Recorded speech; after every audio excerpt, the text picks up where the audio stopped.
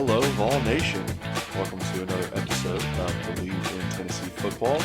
I'm your host, as always, Kyler Kervison, and joined by Reed Bacon this week again. We got a good one for you. So we're going to tell you exactly what the three most important games of this season are. We have a little bit different opinion, me and Reed, but I think we got down to it. We're also going to go over DeJohn Terry because I didn't get a chance to talk about him last week, and the new Kansas guy, and Reed shares his thoughts on the other transfer portal guys. So, going to be a great one. Let's start the show. By the game. Snap. The kick is in the air, and the kick this time is no, sir, Reed. No, sir, Reed. Final score. Tennessee 20, Florida 17. Pandemonium reigns. Loads up, fires long for the end zone. The pass is going to be caught by Tennessee. Tennessee wins! Caught by Tennessee, Jawan Jennings. Jennings makes the catch in the end zone on the Hail Mary. Down at the 35, to the 40, to the 45, to the 50, to the 45, to the 40, to the 35, 30, 25, 20, 15, 10, 5. What did he do? All he did was score. Joey Pence, touchdown on play number 1. All right, so before we jump into the nitty-gritty of the podcast, got to shout out our presenting sponsor, Bet Online. So, NBA still going on, NHL starting to get into the playoffs, a lot of stuff to bet on, golf, everything. So Bet Online is your place to go. It's got all the news, the stats, the odds, everything that you could think of. It's the best place that you can bet, and everybody loves getting a little bit of cash on the side. So go over to betonline.ag or use your mobile device and sign up and get a 50% welcome bonus on your first deposit. So helping you out just for signing up, and it's free to sign up, so why not? Bet Online, your online sportsbook experts. Okay, welcome in everybody. So super excited to have my co-host back with Reed. And like I said in the intro, going to be breaking down the most important games for the Vols this year. But first, let's get into some of the transfers Reed didn't get to talk about last week. First off, Reed, how you doing? What's going on, buddy? Feel like it's been forever since I seen your pretty face. I actually was just going to say the same thing. It does seem like we talk multiple times a week, and then not doing the podcast last week was kind of weird. So, and then listening to you, I was like, yeah, it's kind of like it used to be. And then I was like, I heard you said I suck. So, I basically quit. I quit for a day. So I was like, I'm done with this loser. Reed was pretty upset with me. And then I went on Sports Animal in Knoxville and didn't mention your name. And yeah. I forgot about that. I thought he was going to have a mutiny on my hands, but I'm glad you're still staying on. I appreciate you being here. Yeah. I want a new contract. Yeah. So I'm ready to rock and roll. I want to jump in and have you talk about Big John Terry. I want to hear what you think about Big DT. And then because you talked about all the other ones, and so I want to hear what you have to say about him, and then I'm going to jump in and talk about some of these transfers. Yeah, for sure. So I am excited about DeJohn Terry. The reason I'm excited about him, and I was looking up stuff in his past and everything, his first year of football was his senior year of high school. So that's the reason why this guy didn't have like a bunch of SEC offers. I mean, he's got the size for it, but he just got into football, and it was so funny. He actually got crossed up playing basketball, put on his ass, and had an epiphany and was like, what am I doing here? Like, why am I out in this court? I need to go play football. I didn't know that. That's funny. Did you see that online or something? Yeah, I saw it online. And apparently his brother was like, bro, you need to play football. I don't know why you're not, because he was 6'4", 350 playing basketball. Yeah. And he got crossed up and was like, yeah, what am I doing out here? I'm not getting any offers. Like, this is fun, but nothing's going to come out of it. Right. So he went and played football. First year was senior year of high school. So he's played 3 total years of football. So he's so raw. It almost like reminds me of when it like you watch a great show or great movie and you almost go like, I wish I could go back to when I didn't watch that so I could watch it again and enjoy Yeah. it for the first time. It's like he's enjoying football for the first time as an adult. Right. When we Right. fell in love with football, I started playing when I was 8. So Yeah. it's like 8, 9, and 10 is when I fell in love with football. I can't imagine 18, 19, and 20 being when you fall in love with football. Yeah. I feel like that's just like a cool experience to have. And the fact that he came into Kansas at 370, he's lost 50 pounds, he's down to 320. He's very eager to learn, very eager to understand what's going on. And as he's been there, he's gotten better and better and better. Was able to start 2 games last year. He only missed a game because of injury, so he would have played all 9, only played 8. But yeah, and I like the coaches rave about him. His D-line coach said, once you meet him, you just fall in love with the person. He's probably the guy that makes me coach him the hardest. I mean, Love to hear that. Yeah, what Love to else do hear you that. want? What else do you want from a guy? Got the size, got the work ethic, is ready to play, and it just seems like a perfect fit. Now, just letting everybody know, I would still whoop his ass if I was out there. But there you go. I do There you like go. the addition. There you go. There you go. Yeah, it's funny. You talk about falling in love with football when you're younger. By the time we were his age, 17, 18, 19, we loved football games. Yeah, yeah, exactly. We didn't maybe love the practice or the workouts and all that stuff. No, so he's I would say he's my favorite transfer that I'm excited about, but obviously I'm more excited about Juwan Mitchell for 2 reasons. Yeah. Because he's a linebacker and we have to have linebacker help. And I think he's such a stud too. And it's just, yeah, I guess just the main reason is it's just a more of a position of need. But so about DeJohn Terry, couple things. Like, I love it because he's a defense tackle. And and I know every time I'm always going to say, give me defensive line, give me offensive line. Give me defensive line, give me offensive line. Always, always, always, always, because that's where it starts. That's the most important. That's how you win football, especially in the SEC. So I tried to look some highlights up on him. I read about him. I saw the stats and stuff.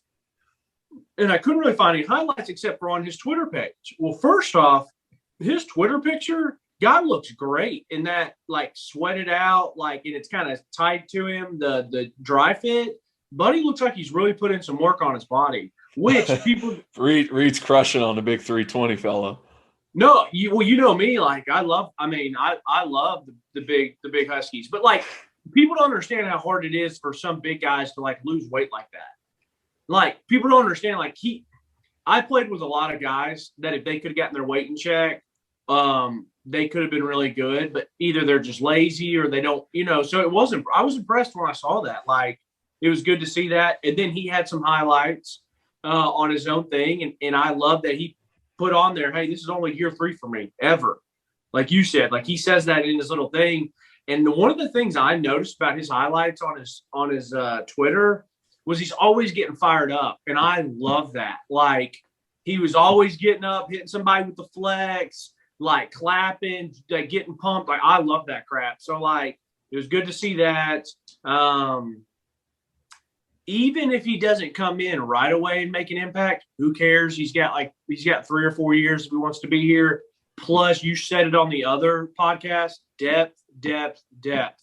Yeah. And I don't think we've had some good players sprinkled in the last couple of years, but when they're playing 90 snaps a game, bro, that's so tough for defensive linemen. So it's like, say if we had to go into the year with some not so good depth, well, Elijah Simmons and Butler and Tyler Barron and some of those other guys, like, they might not be as productive because they're sitting there gassed. Like, you have to rotate these guys. And so, yeah, it's also with the strength of our offense, it's going to make the defense tired with how fast our offense is going to be able to score, scoring in a minute and a half.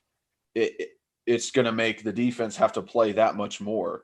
That happened in 2012 when we had Bray and Derrick and Justin Hunter and Michael Rivera and Zach Rogers, and it was just up tempo. We scored all the time. Our defense was worn out because they had to go back out in the field so fast.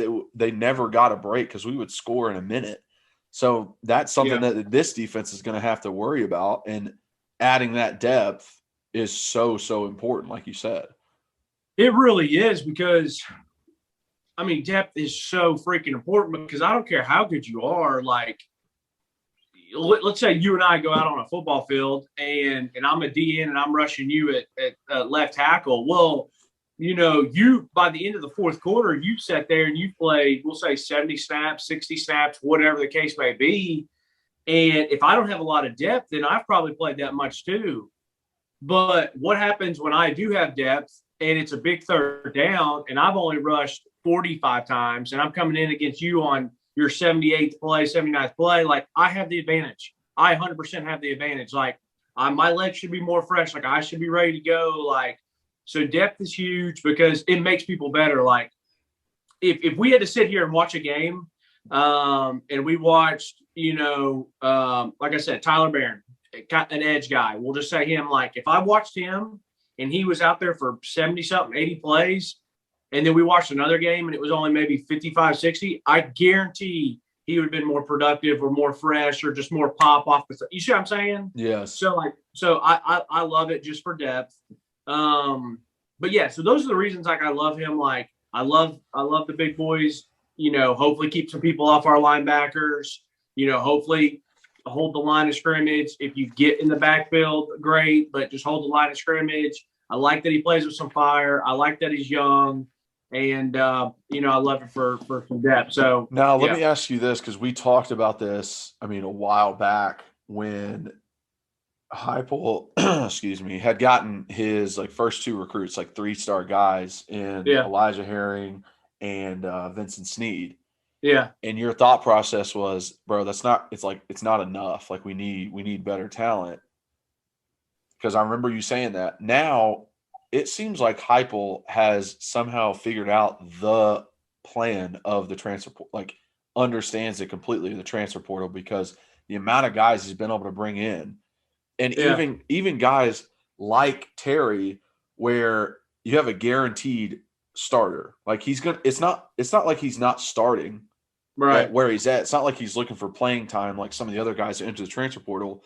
He's starting there. Jawan Mitchell is starting at Texas. So he's still able to bring those guys in.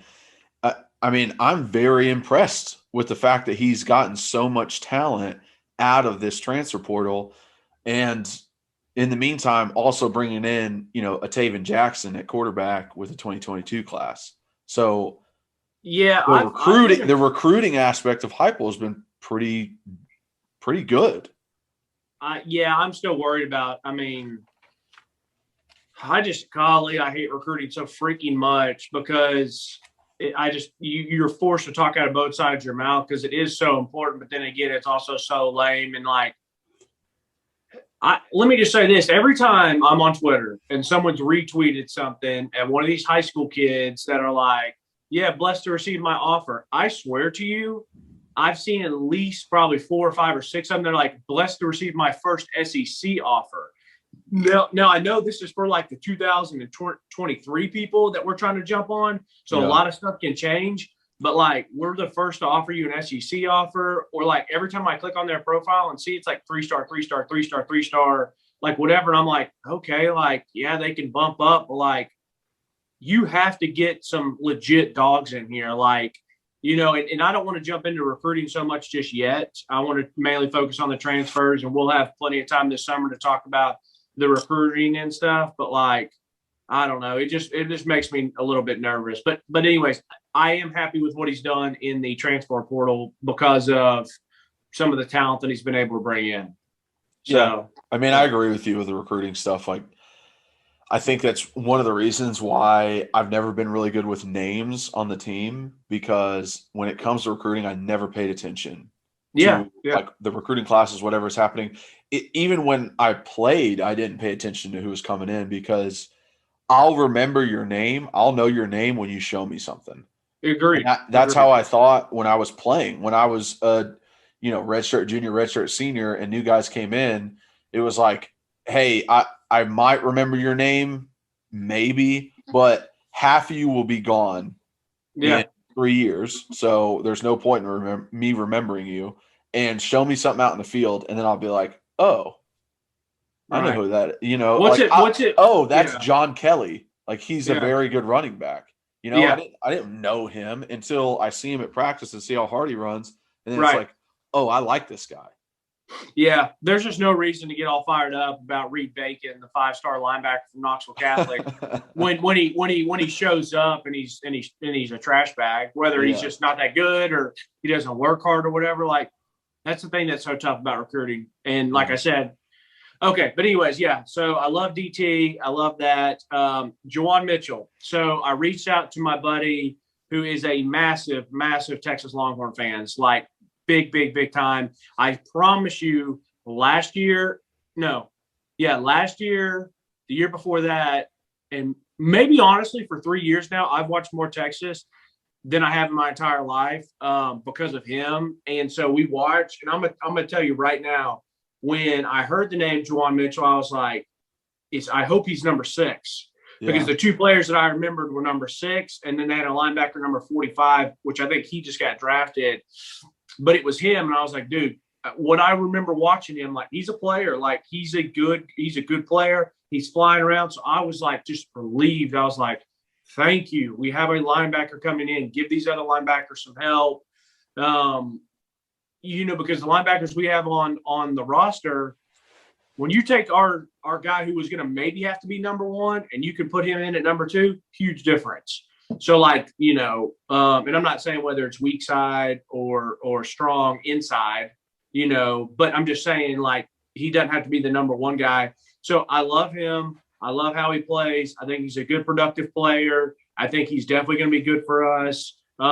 Everybody was, and I know on Twitter and stuff, people are joking, and half these accounts are all troll accounts, but people are like, I know they're joking, but I think hopefully some people aren't too serious. Like, oh, wow, getting him now, we're going to be this much better and that much better. Like, I don't think him personally changes a win-loss record. Just like I told you, I didn't think Henry T was going to change a win-loss record one way or the other for us.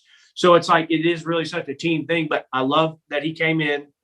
And what my Texas buddy told me, what he mentioned was that the reason Juwan Mitchell left was because he got into it with the strength coach like 2 years ago. Now, I don't know exactly why, what it was. I don't know if he was being a punk, college kid, and the strength coach was just being a typical doucher strength coach or whatever, but he was going to quit the team. And it was Tom Herman that was like, no, please, we need you, stay, come on, you're going to be a leader of this team, da-da-da-da. And then obviously he plays this year. All this stuff happens. He's like, I just need a fresh start. Like, I'm getting out of here. Like, now, when Herman got fired, the strength coach got fired too, but he just wanted like a fresh start or restart. So I'm happy that he landed with us. And, but I'm just saying, when I've watched the kid play, he's a good player. Like he is. So I was happy about him.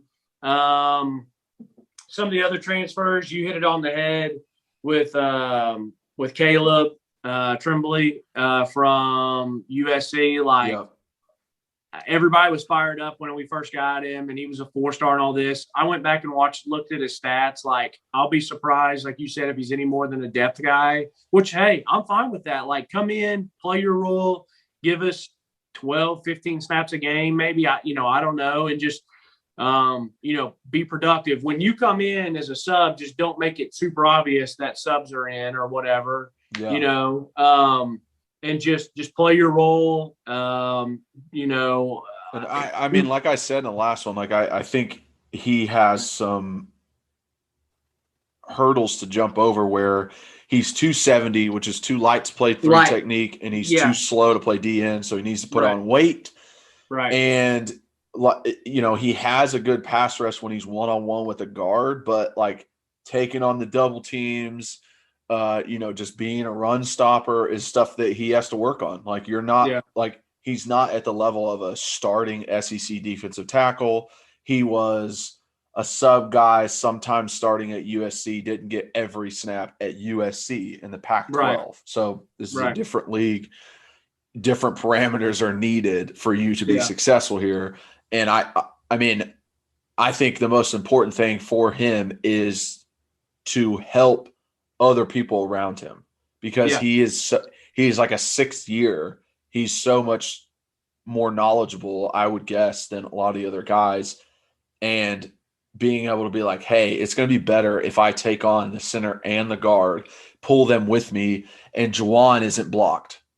Juwan's a free runner at the running back and makes a tackle. Like, that is going to be more productive than me trying to fight off this block. Yeah. Yeah.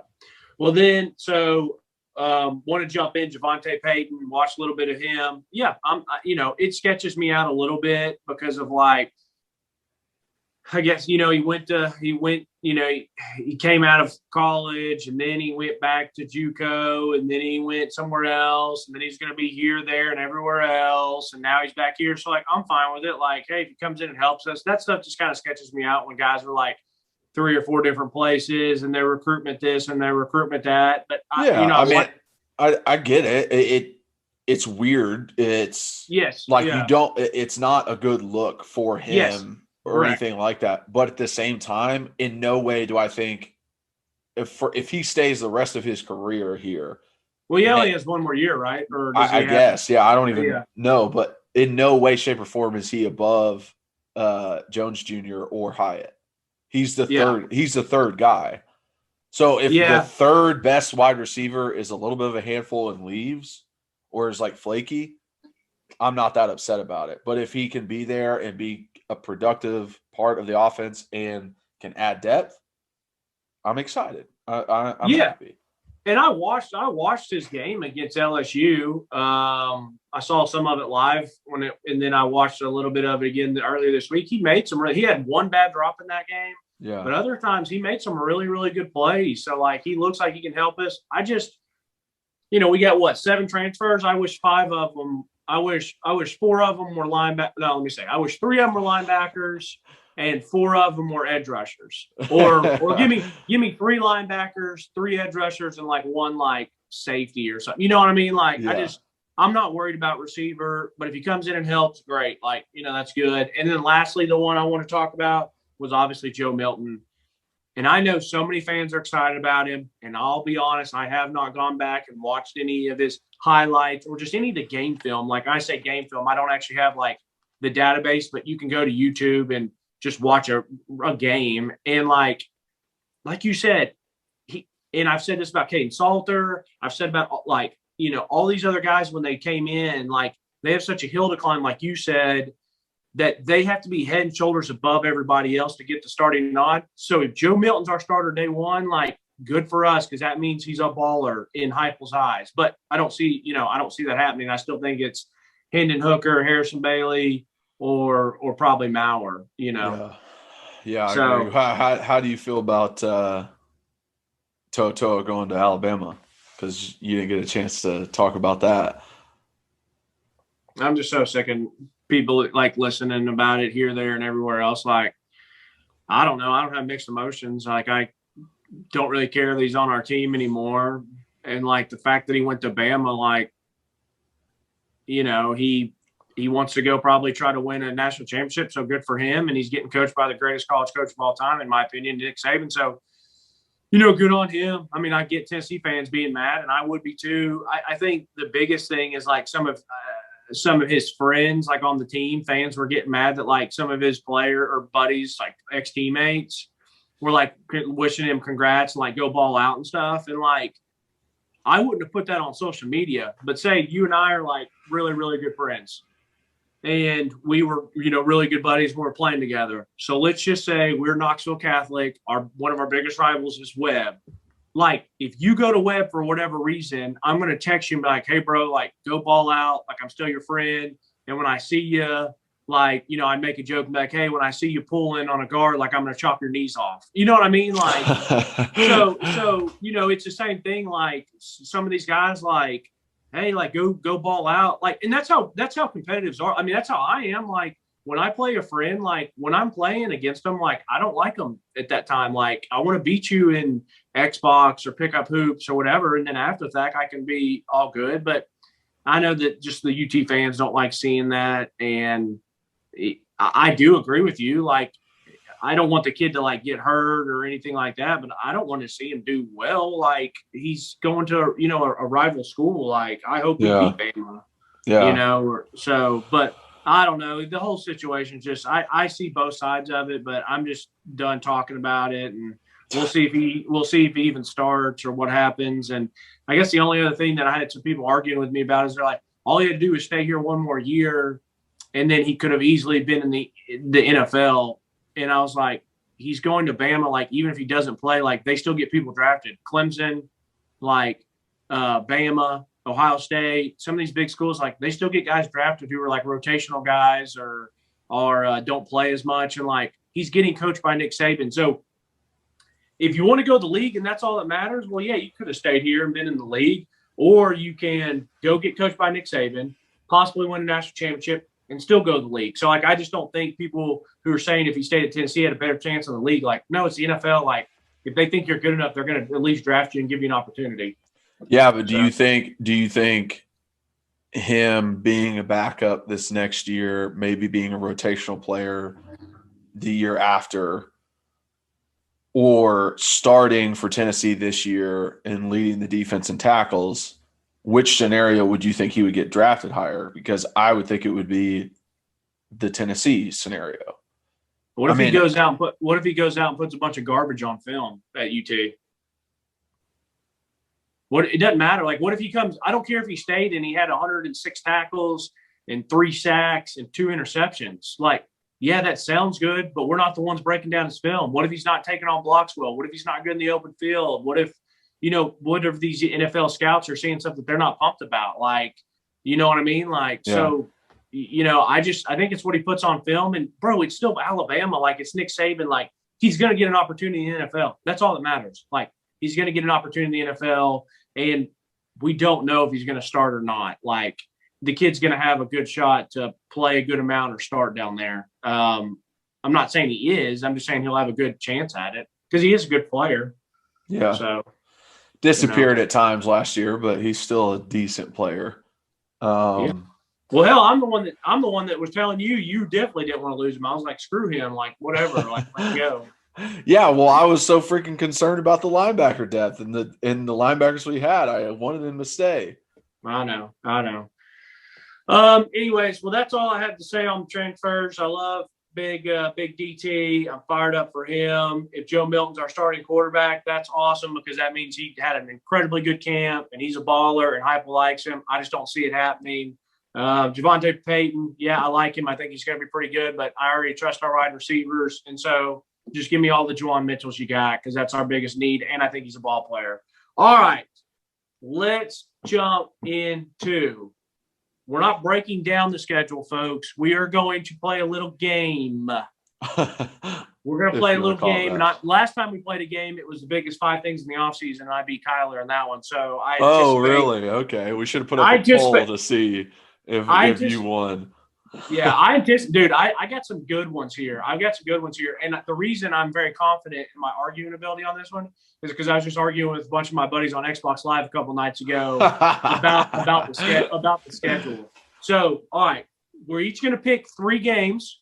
We're going to start going from 3, 2 to 1. So 3's obviously the third most important. Then we'll go to the second, and then we'll talk about the most important game of the year. And since it is your podcast and you are the star, then I'll go first. Right. Okay, go ahead there, Reed. No, I'm just kidding. If you know yours, you can go ahead and go first. Yeah, so I guess number 3, the third most important game in my eyes is South Carolina. And the reason why I say that, with Shane Beamer being the first-year head coach, it's in the middle of the season. It's definitely going to be one of those games where we could win this or we could lose this. And as Heupel, you're going to be graded versus another first-year coach. It is first-year coach versus first-year coach. It's always it's always seen as like you suck if you lose to the guy who's in the same boat as you. And South Carolina had their pick of the litter before us. We got Heupel after, and they brought him from Oklahoma. It's they both coached at Oklahoma. I think that whole dynamic of it, and then also it's an SEC East team. It's a team that we have gone back and forth with. It's not one of those teams like the Bama, the Georgia, the Florida, where it's, oh, we got to get lucky to win those games. It's one of those teams where we should beat them, and when we don't, it's a very bad year for us. Hence 2016 when we lost to them, and it made us lose the SEC East. I just think it's a very important game, and I think it's going to matter for bowls. I think it's going to matter, just being in that SEC hierarchy, and it's an SEC game that we can definitely win and show that Heupel was a good decision for us. One thing you didn't mention is it's a home game, and I think that adds a little pressure to UT. Like we went down there and beat them last year, so you should be able to beat them at home this year, which you didn't mention. But I think fans look at that type stuff.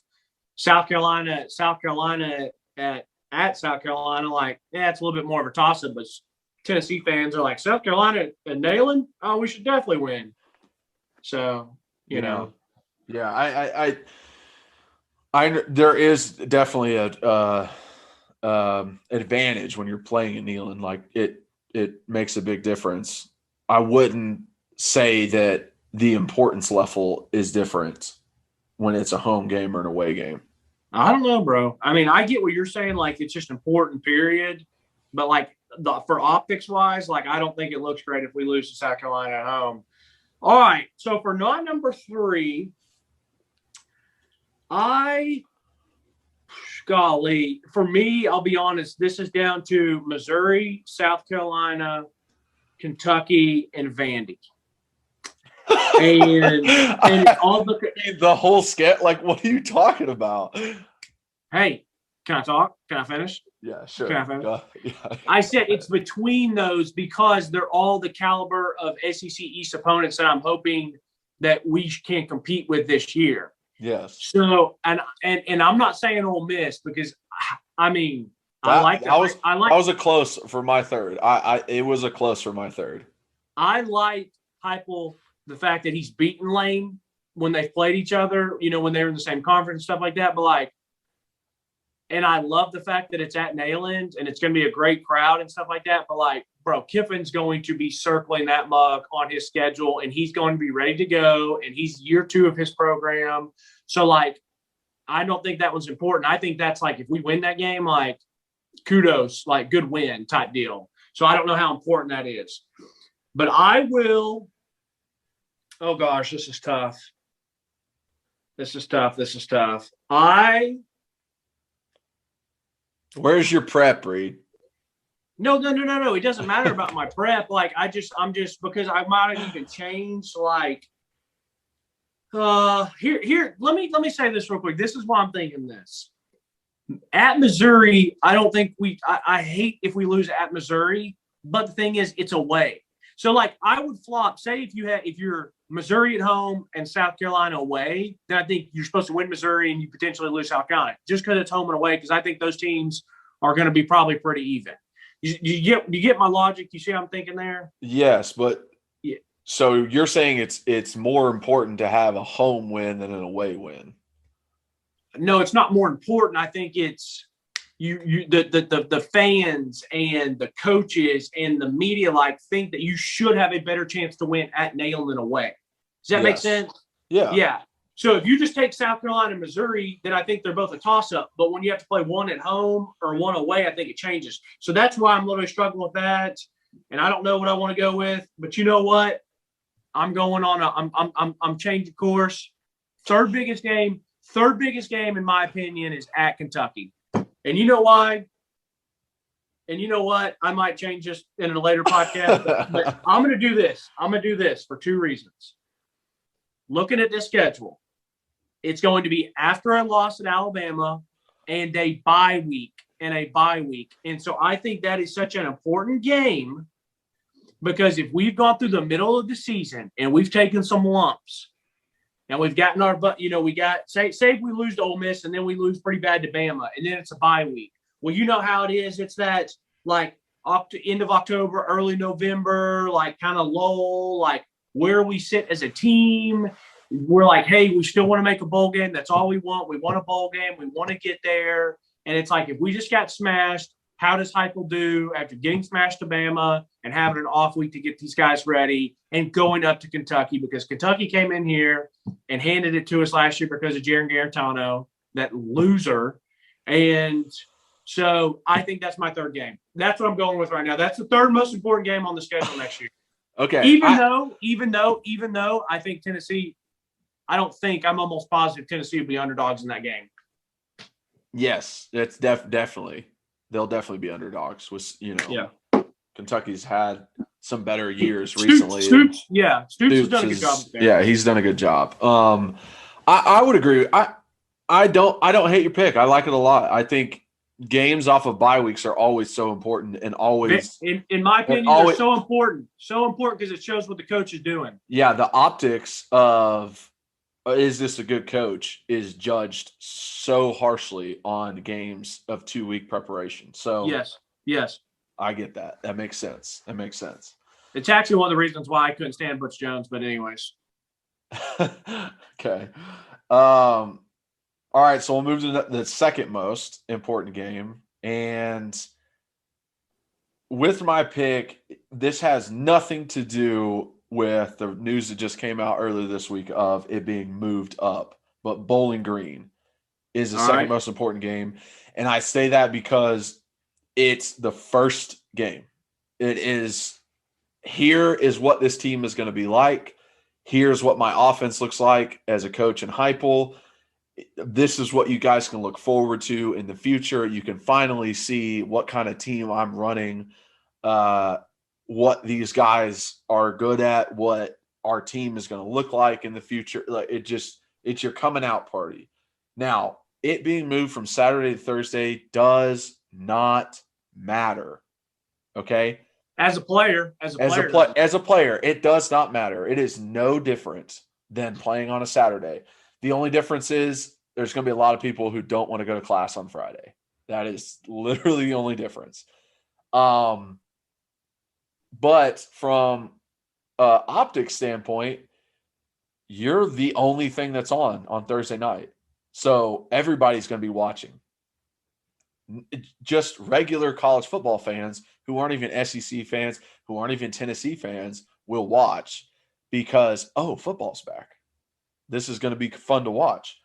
So it's just an important coming out party for Heupel, and that is what everyone is looking forward to. I mean, it's always the first game of the season, and he should definitely just blow them out of the water because it is Bowling Green.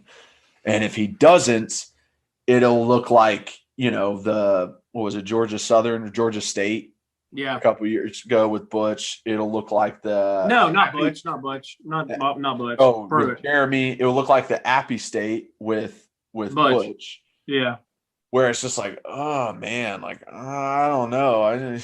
This team doesn't really look like it's prepared. So that's when I fell in love with Scott Satterfield as a coach we were ranked like top 10, maybe, I don't know. We had Hurd, Kamara, and Dobbs, and Scott Satterfield comes in here and just, out-coaches Butch up and down the field. If it wasn't for just having better talent and better athletes, we would have lost that game.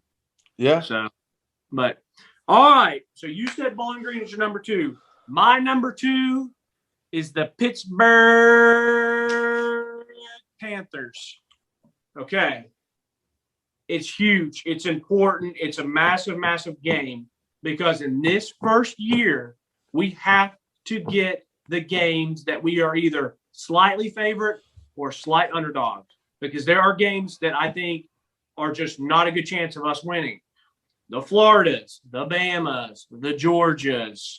I think even at Missouri or at Kentucky, like those can be pretty tough games for us. So I think Pittsburgh is huge. And I don't know if they announced any of the times for any of those games besides Bowling Green. No, I just looked and they're all TBA. So I have a feeling. I got a feeling, and I hope, but I got a feeling that Pittsburgh game is going to maybe be an afternoon or night game, kind of like Bowling Green was. And it's that nice September night. Neyland's going to be packed.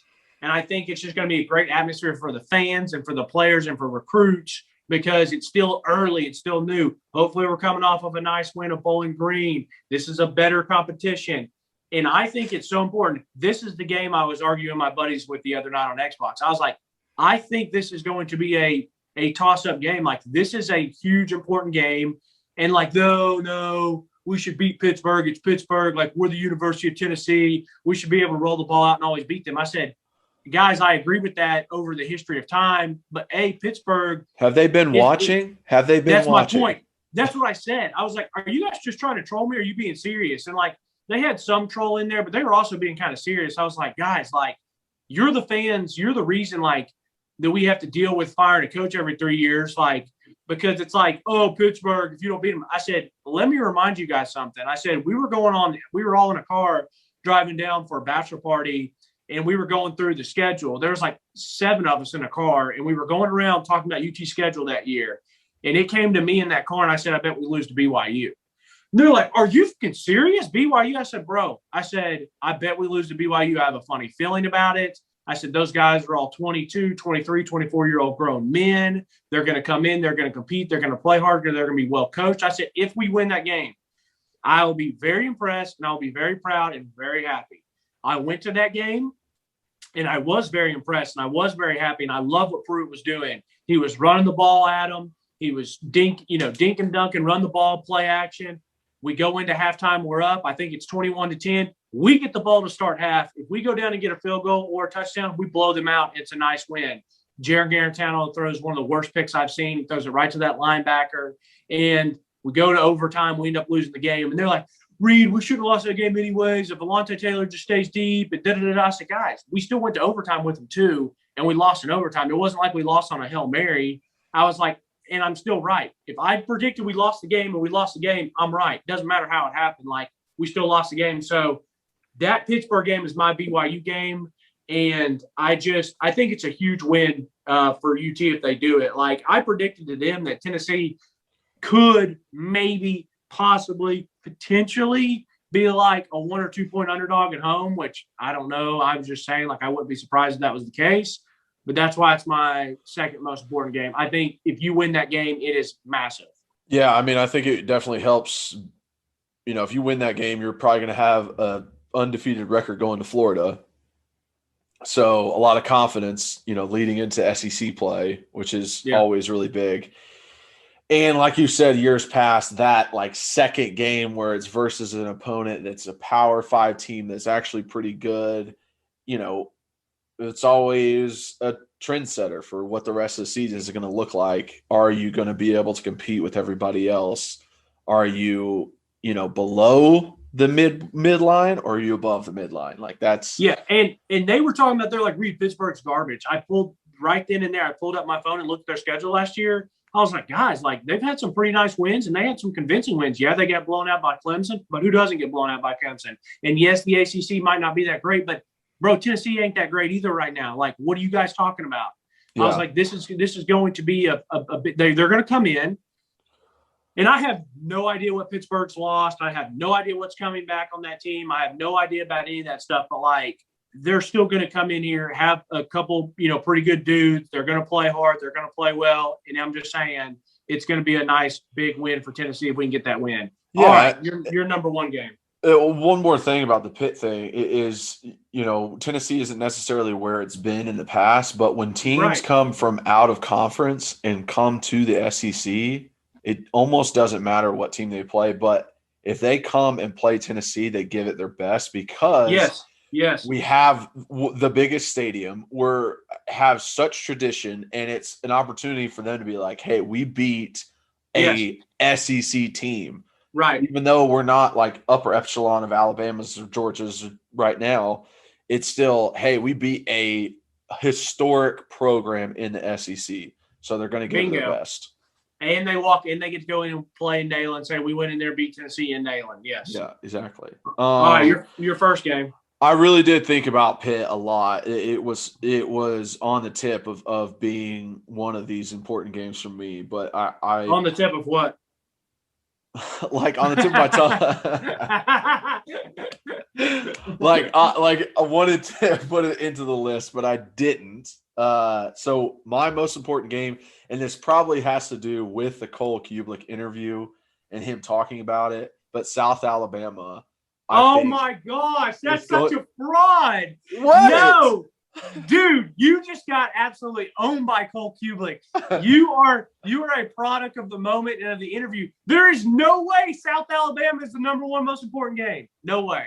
Listen, the reason why it's important is because of where it's located on the schedule and it being one of those games where if South Alabama plays well and they have Jake Bentley, they could give us a run for our money, which is very nerve-wracking. Like you said with the Pitt thing, this isn't a guaranteed win. Like, we have to be playing well at that moment to win that game. I don't think South Alabama is a guaranteed win. It's not the same as Bowling Green and as Tennessee Tech. It's not a guaranteed win. It's also at the end of the season after we've probably lost either South Carolina, Missouri. We've lost, Alabama, Georgia, Florida. We probably have lost Kentucky. And if we don't win this game, we're not going to be bowl eligible. We're not going to be able to get to a bowl game. And we have to win out the last two games of South Alabama and Vandy. This is going to be a very important game at the end of the season to determine, are we going to be above that medium line that I said or below it? Are we going to be a 5-7 team or are we going to be a 6-6 team? Oh my gosh. First off, let me start by saying I don't disagree with you.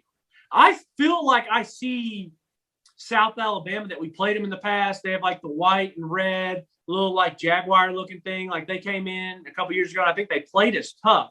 Yes. And I don't disagree with you that after by the end of that season, like, have the fans checked out? Have the players checked out? What injuries do we have? Can we make a bowl?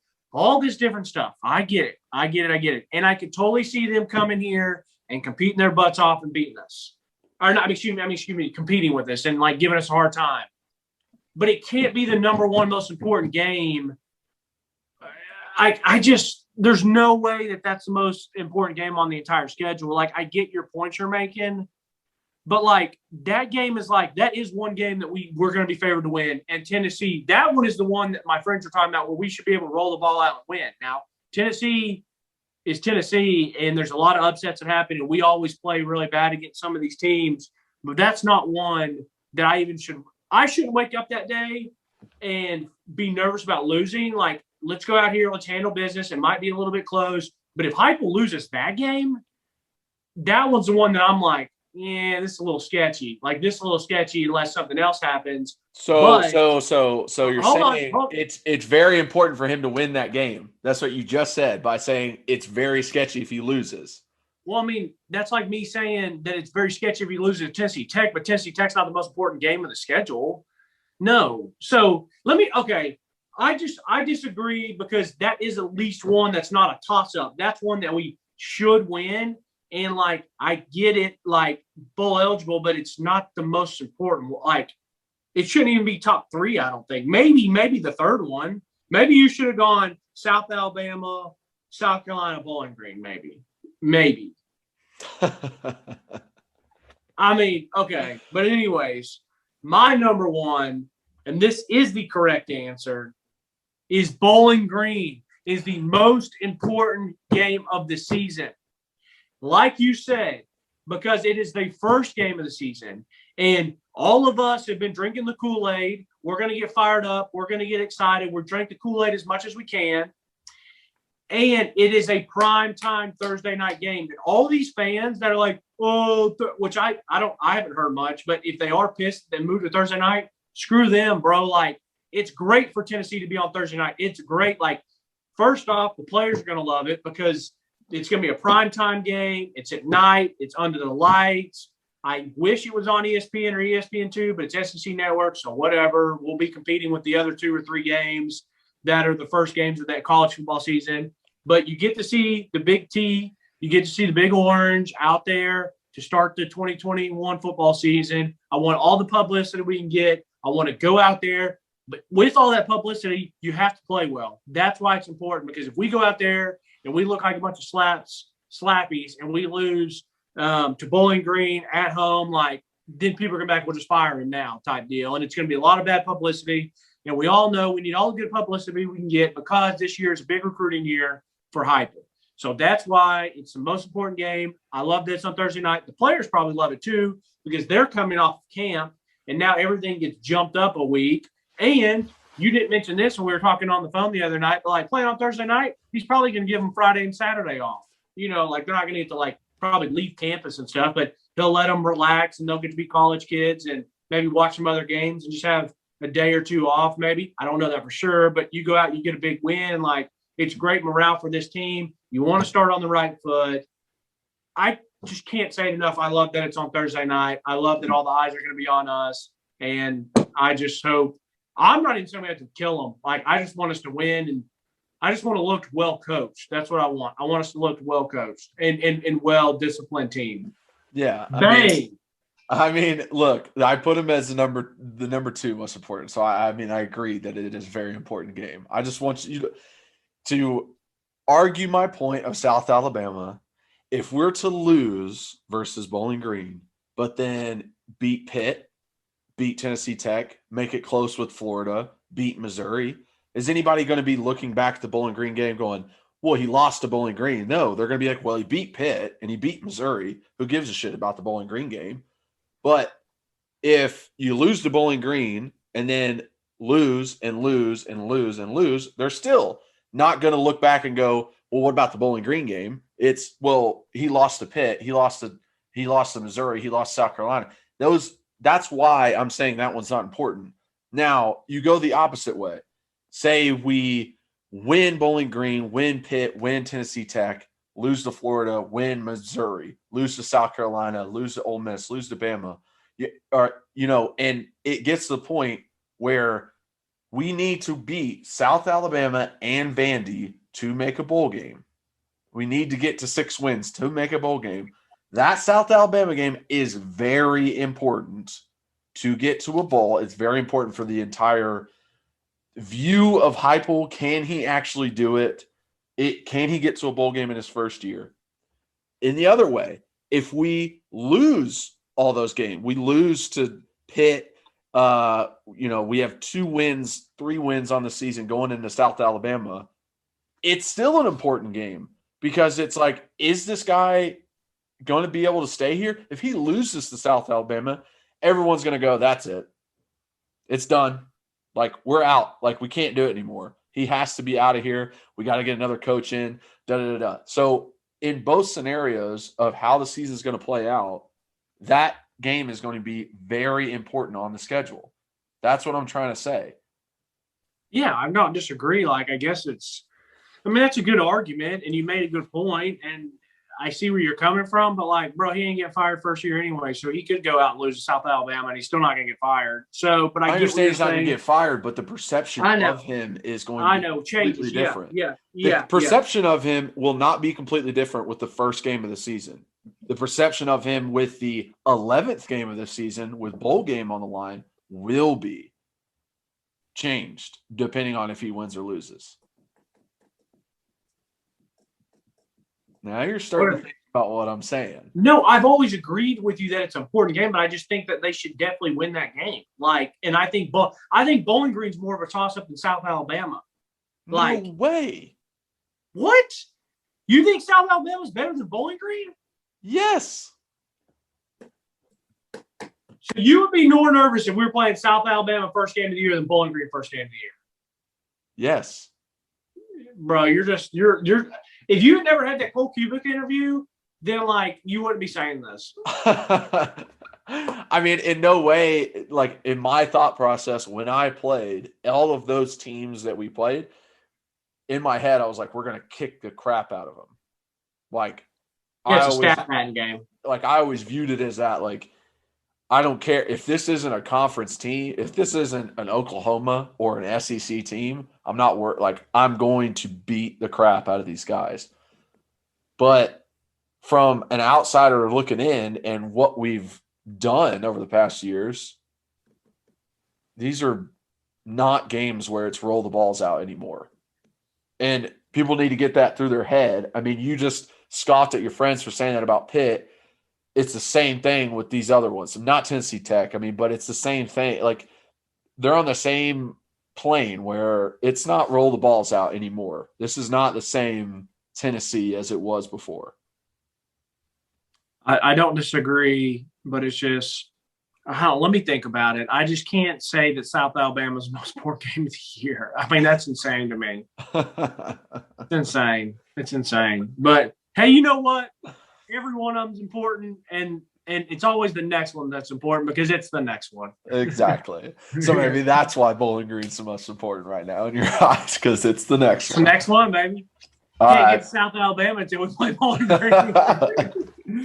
All right, I'm done with this today. All right, thank you guys for coming on.